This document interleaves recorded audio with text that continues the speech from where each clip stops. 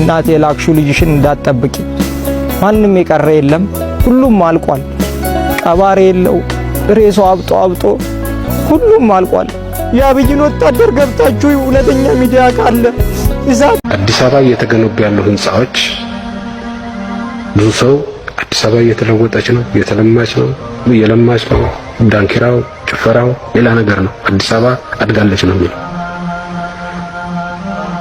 ጥሩ ህንጻ መገንባቱም ይጠላ ሰው የለም። ከደረጃ በታች የሆነ ህንጻ መተካቱ የሚጠላ ሰው የለም።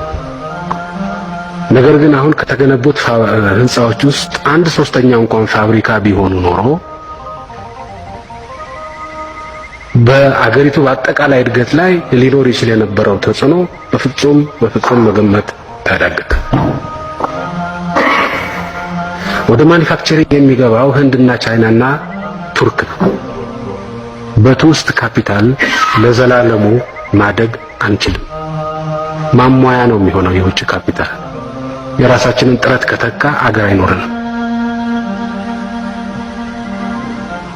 ማሟያ ከሆነ ይደግፋል፣ ቀዳዳውን መሸፈን ይችላል። ነገር ግን ምሰሶ የራሳችን መሆን አለበት።